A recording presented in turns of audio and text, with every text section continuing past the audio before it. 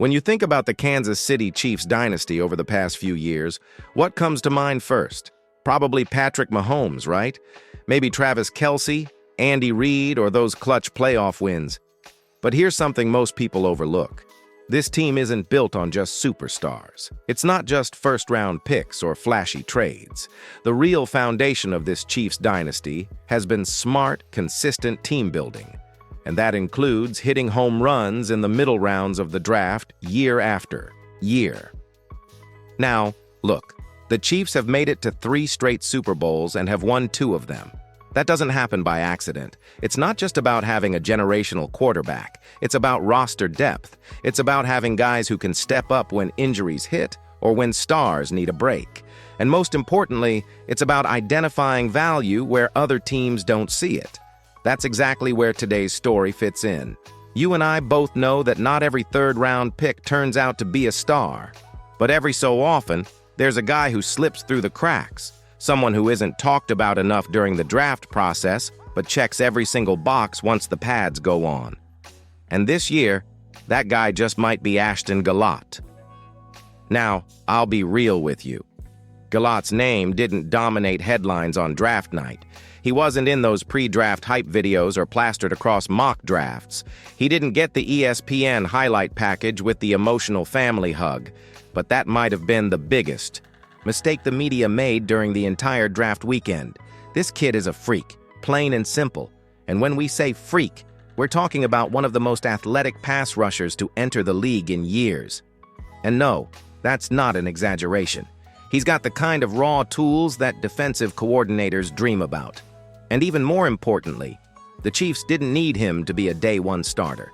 That gives him time to grow, to find his role, and to eventually explode onto the scene, maybe as soon as this season.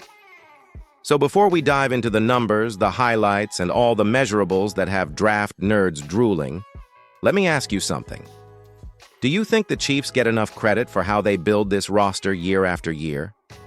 Everyone talks about Mahomes, sure, but what about the Isaiah Pacheco's, the Trey Smiths, the guys who come out of nowhere and become big-time contributors? Drop your thoughts in the comments because I think it's time we start giving the front office the flowers they deserve. And hey, if you're with me on that, do me a favor. Hit that subscribe button and help us reach our next goal of 5,000 Chiefs fans strong. Turn on those notifications so you never miss a breakdown like this. All right, now that we've set the stage, it's time to meet the man himself. Who is Ashton Galot? And why might he be the Chiefs' next great steal? So, who exactly is Ashton Galot? Why should his name even be on your radar when there are already so many high-profile rookies and veterans in Kansas City? Well, let me introduce you to a guy who might just sneak up on the league and become the Chiefs' next breakout name. Galot is a defensive end who came out of Louisville, where he put together a really strong college career. And no, he wasn't just decent, he was a force. We're talking about a player who consistently made plays in the backfield, who lined up every week against serious competition and delivered over and over again. He finished his time in college with a resume that most guys would kill for. We're talking back-to-back seasons with double-digit tackles for loss, 11 sacks in 2023, and even made first-team All-ACC in his final season. The guy showed up. But for some reason, when draft season rolled around, Galot didn't generate that top-tier buzz.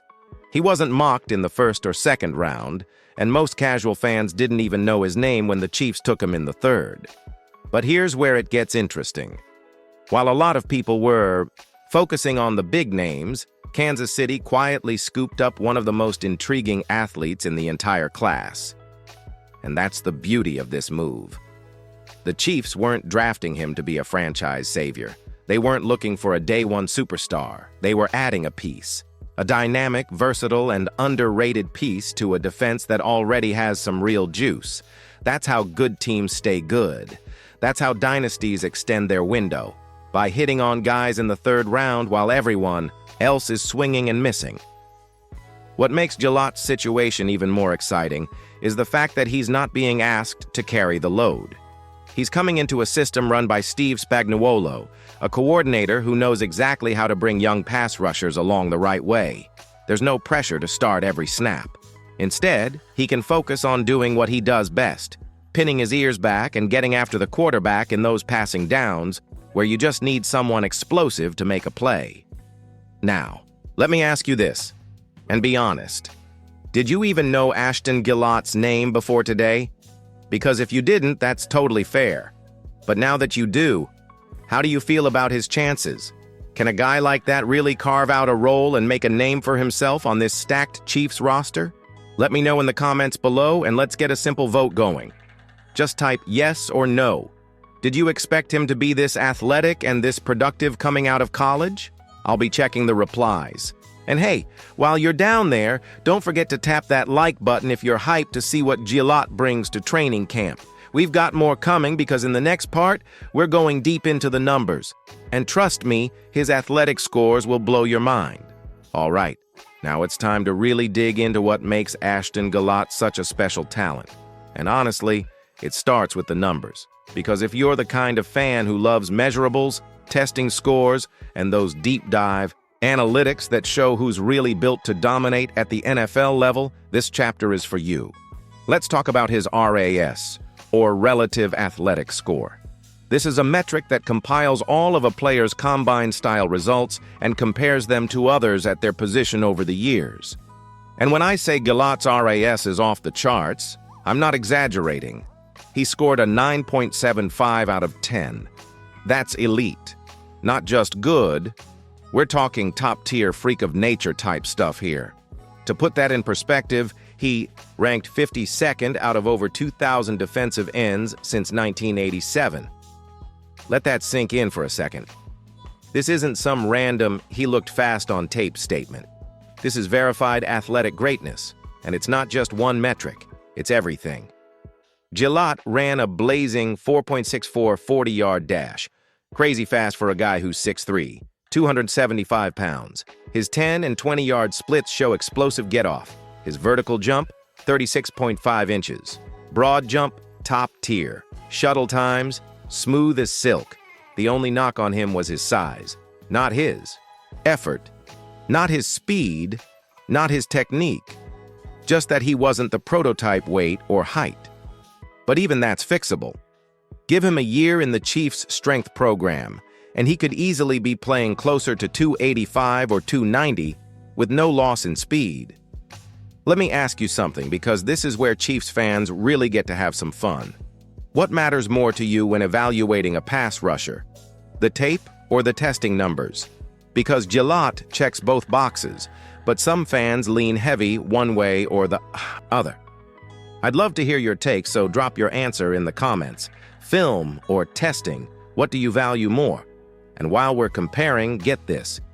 When you stack Galot up next to other edge rushers from the same draft class, the gap is massive.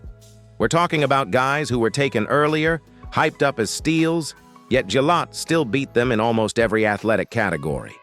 Even some highly touted second-rounders don't come close. He's outpacing names like JT Tuimoloau and Nick Scorton in key metrics. And not by a little. His RAS was almost a full point higher than theirs. In athletic testing, that's a mile. It's that kind of edge that gives him a real shot to carve out a meaningful role, even on a loaded defense like Kansas City's. Because when Spags sees those traits, the burst, the bend, the agility, you better believe he's going to find ways to unleash him in obvious passing downs. And that's where this kid could feast. Pure athleticism, no holds barred, lining up wide and flying off the edge. So if you're hyped to see what this dude can do with a full NFL offseason under his belt, go ahead and hit that like button. And if you want him to get real snaps this season, share this video with another Chiefs fan. Let's spread the word about the guy nobody's talking about yet. So now that we've covered Ashton Galot's freakish athletic profile, let's shift gears and talk about something just as important, production. Because let's be honest, it's 1D thing to test like a superhero, but if that talent doesn't show up on the field, it doesn't mean much. But here's the thing with Galot. His college tape and numbers match the athletic hype. This dude produced, and he did it against real competition. Let's start with the basics. Galot played 4 years at Louisville and got on the field early, even as a freshman. And he didn't just blend in. As a backup, he had 8 tackles for loss and 4 sacks in limited snaps. Not bad for a guy who wasn't even a full-time starter yet. But once he locked down a starting job, he took off. In 2022, Galot posted 6 sacks and double-digit tackles for loss, but 2023 was the real breakout. He racked up 11 sacks, continued to dominate in the backfield, and earned first-team All-ACC honors. That's no fluke. That's consistent, high-level performance over multiple seasons. And let's not forget, he started 35 straight games. That kind of durability and reliability is rare these days. But where things really start to shine is when you dig into the advanced metrics. Take his pass rush win rate, for example. This tells you how often a player beats their blocker in one-on-one pass rush situations. Galot?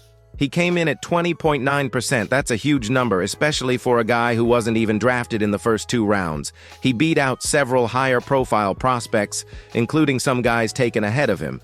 Then you look at true pass set grades, which measure how effective a pass rusher is in pure passing situations. No play action, no trickery, just straight-up rush. According to PFF, Galot graded out at 90.9. That's elite territory. He's right there with some of the best in the class. Only 1 or 2 guys came close, and even then, he's either equal or slightly ahead. He's not just winning, he's dominating when it counts most. And if you're wondering whether he's a one-trick pony who just gets after quarterbacks, think again. Galot also posted a 78.00 run defense grade, showing he's got the ability to hold up against the run and not just pin his ears back on 3rd downs. He's not just a speed guy. He's not just a pass rush specialist. He's a complete defensive end with room to grow. Let me ask you something, just between us. When you're looking at a rookie, do you care more about where they were drafted or how much they actually produced in college? Because Galot is the kind of guy who proves draft position isn't everything. Drop your answer in the comments. Production over draft status, yes or no? And while you're there, tell me, which Chiefs rookie are you watching closely this training camp? It could be Galot, or maybe someone else you think is flying under the radar. I'll be reading your picks. So how does Ashton Galot fit into this vaunted Chiefs defense? It all comes down to role and opportunity. Spagnuolo's scheme loves to bring pressure from all angles, and he's proven time and again that he knows how to unleash a specialist when the situation calls for it. Picture this. 3rd and long, offense in passing behind the sticks, and here comes Galot off the edge.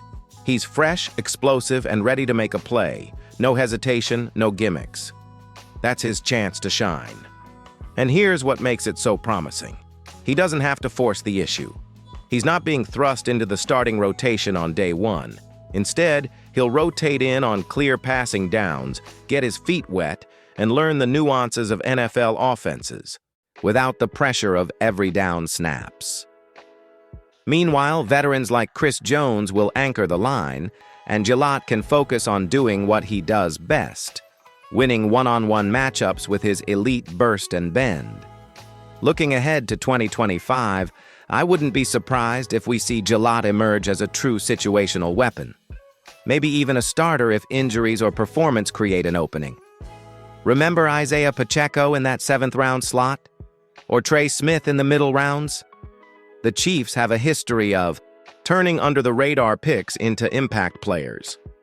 Galot's blend of athletic upside and on-field production checks all the boxes for another one of those success stories. Now, here's a fun thought. Could Galot be the next Pacheco? We saw Pacheco go from almost no fanfare to being a key cogs in the offense.